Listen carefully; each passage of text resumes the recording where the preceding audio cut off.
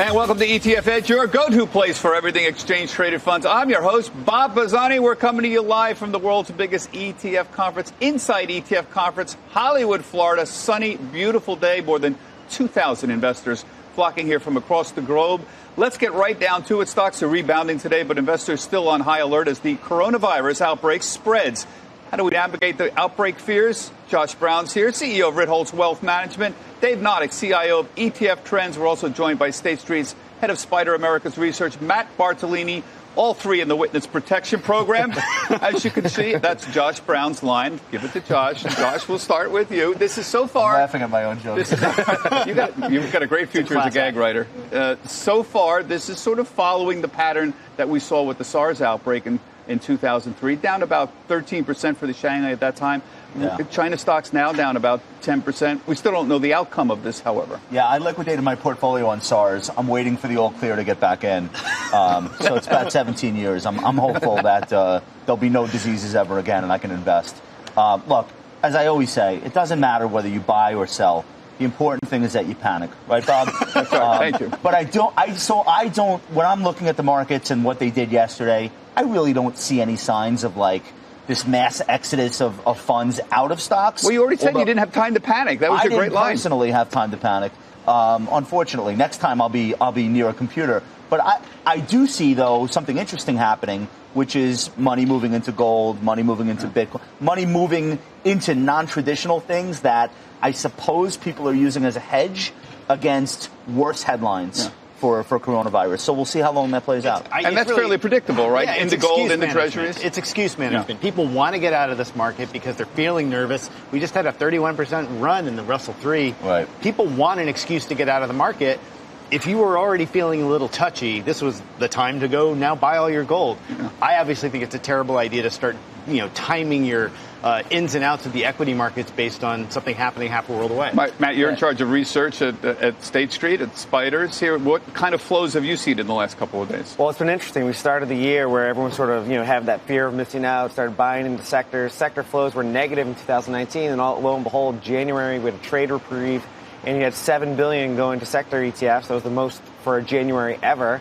And then over the last few days or so, we started to see a little trepidation go into the marketplace because of the coronavirus.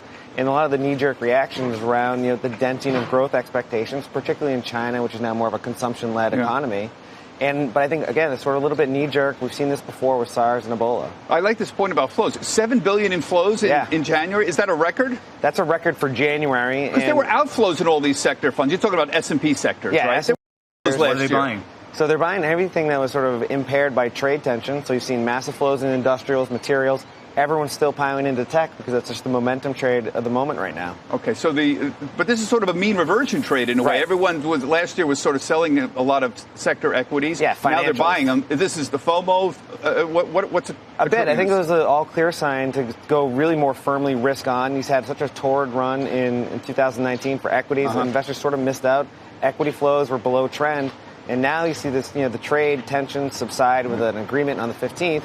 And people are just going back in because you don't have that overhang in the marketplace. Okay, let's move on. We'll shift gears a little bit. It seems like everybody's been hopping on the ESG bandwagon lately. Environmental, social, and governance has been another hot topic at this year's Inside ETF Conference. Problem is everyone has a different idea about how precisely to define it. I know we've talked about this many times. You're in favor of ESG. I'm in favor of ESG. But my ESG is not necessarily your ESG. How do we get this to be a little more quantify it? I think that's right. I think the important thing is not nailing it perfectly because you will never be able to please 100% of the people. I think the important thing is to say, look, this is where I draw my line in the sand. So, for example, I'm conscious of the environment, but I can't have zero exposure to energy. And there's not enough market cap in solar. Right. So I'm going to have some natural gas companies that I think have a good record on taking care of their environmental responsibilities. And then there are some people who are purists that say no oil whatsoever. You have to decide what is a livable, workable portfolio and do your best. And I think that's okay. That's a good thing about energy. I get objections. People write to me and say, why is ExxonMobil in this ESG ETF? And I say, well, if you want to exclude that consciously energy, fine. But if you want to include the best energy company that's doing the least damage to the environment, you could get Occidental. The answer is they are statistically doing a better job than Chevron.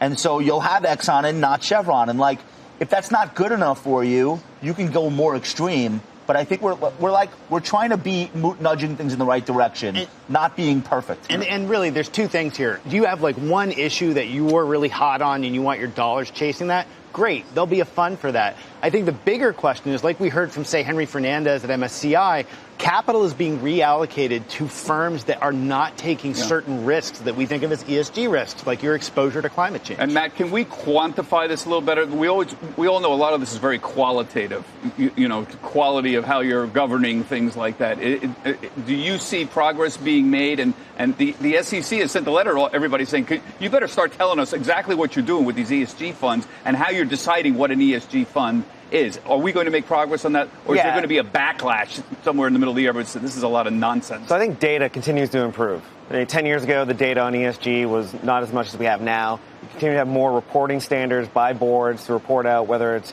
gender diversity across their leadership, as well as their practices within environmental and social and governance issues. So the data is going to improve. But again, it's a very personal investing decision. And within ETFs, it's more of a democratized vehicle. So there's always going to be some sort of disagreement there because, you know, you might have a oil servicing company in an ETF that is just excluding reserves, and that's exactly what it should be doing. I think to your point, I think the social component is the first component that will render itself redundant. Meaning, look at the Fortune 500. They won't all have female CEOs, but you will definitively see across every industry more women on boards, more women in leadership positions, and all of a sudden you'll wake up one day, and I hope it's soon, and you'll realize every S&P company now conforms to the S part of ESG, and so it no longer needs to be its own fund. Its own fund. What happened about that? This was all a bit of a joke in the industry a couple of years ago. Everybody said, of course we support the concept of ESG. There was no money in it. And all of a sudden, in the middle of last year, Europe was ahead of us, but not in the U.S. Last year, all of a sudden, money started coming in a big way. What happened in the zeitgeist that all of a sudden I think ESG became an actual, real, people are putting money into this? A lot of it was building mind share, education around that. I always say there's a lot of mind share in ESG, not a lot of market share, and we saw flows come in, so it's a little bit of a start. But I think a lot of the strategies we're seeing now are taking the approach of being optimized to a risk constraint. So from an asset allocation perspective, you're not having a lot of performance deviation to the S&P 500 or the ACWI, and that's helpful. But meanwhile, you're upweighting those firms that score positively on ESG. I think there's a specific catalyst to answer your question. I think two things. A lot of this started as a counter reaction to Trump's environmental policies. I do think that galvanized people and it forced people to look more closely at what they're investing in. But the more proximate, specific thing that happened was what Nike did with Colin Kaepernick. I think that was a clarion call to large companies in America that said, you know what? You take a risk, you go out on a limb on social issues, and Dick's did it with banning certain types of guns from their stores. Like, I think corporations last year, I don't want to say got woke because it's cliched, but there were some concrete things that Nike did with the Kaepernick campaign that woke everyone up to say, you know what?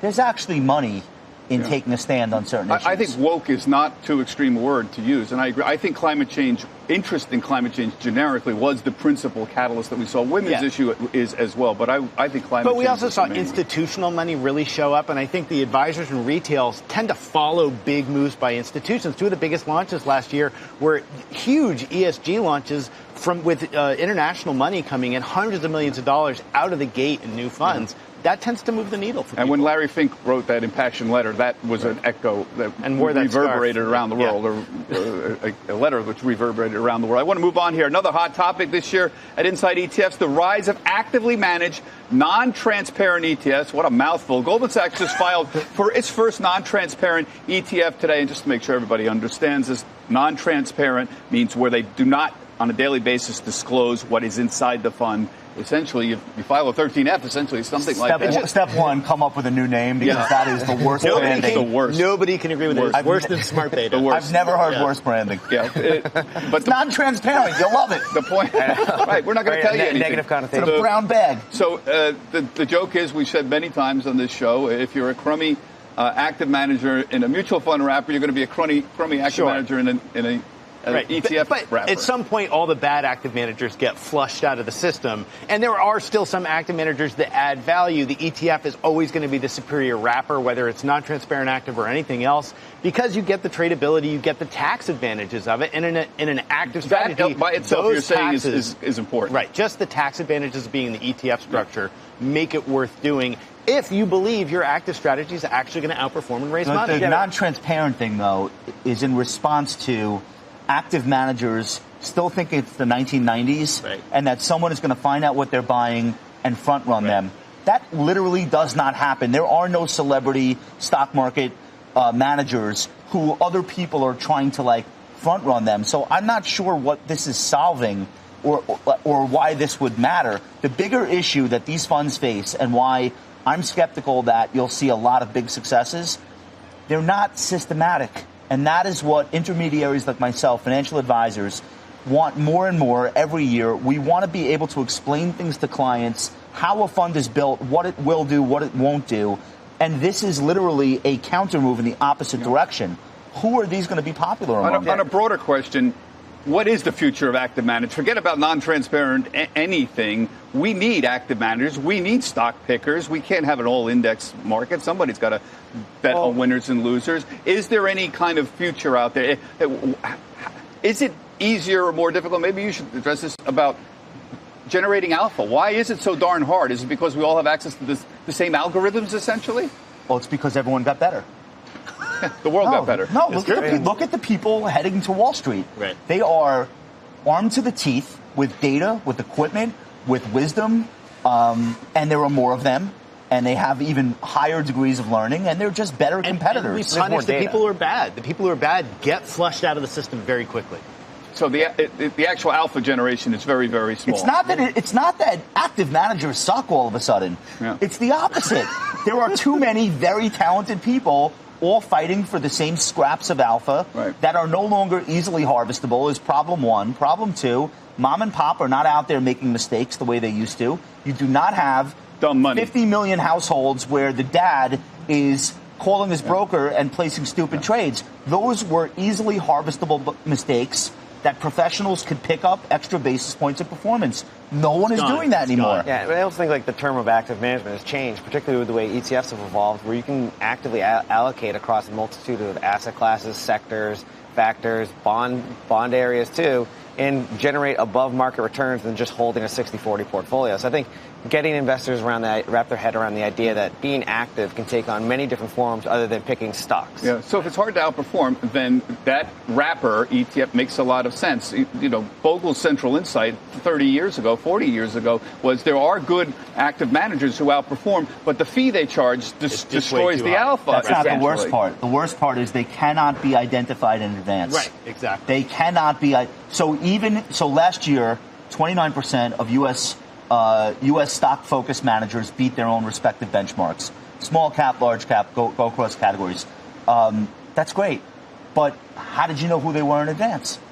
You can't. And so it's possible that you owned an active manager that beat, but will they beat again next year?